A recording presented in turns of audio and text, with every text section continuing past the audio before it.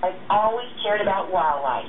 The thing is, I didn't know anything about beaver. And one day I was scrubbing my floor, and there was a story on the news how beaver were killed for taking down trees on a golf course. And I couldn't believe it. They said they had no place to relocate them. They had to be killed. And I thought, just maybe I could find a place to relocate them to. And the Division of Wildlife could move them there. Of course, I was a hairdresser. I'd never seen a beaver or been around a beaver for that matter.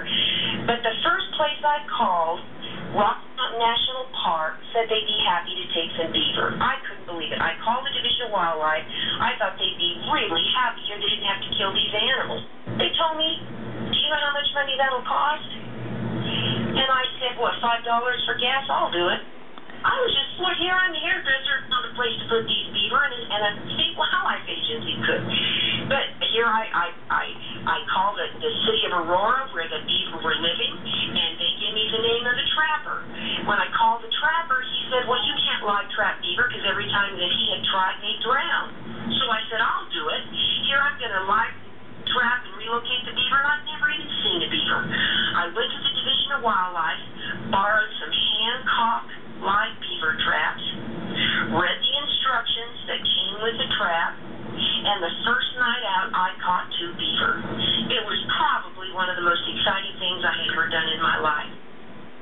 As soon as somebody saw that there was a person out there willing to live trap and relocate these beaver, I started getting all kinds of calls from people who wanted beaver that they were having problems with moved instead of killed.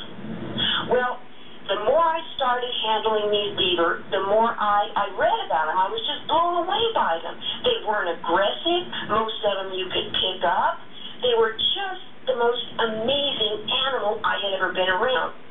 I realized, after reading about them and educating myself about them and finding that here they're probably one of the most important wildlife species we have because they're a keystone species to an aquatic ecosystem, I realized that we really shouldn't be moving them at all. We should be trying to coexist with them. So, throughout the years, I found out about flow devices, how to keep beaver from plugging up culverts and causing flooding on property, and how to protect trees. Now when people call me with an issue where they say, oh, we've got these beaver, you just got to move them, the first thing I say is, well, what is the problem? What are these beaver doing that you don't like?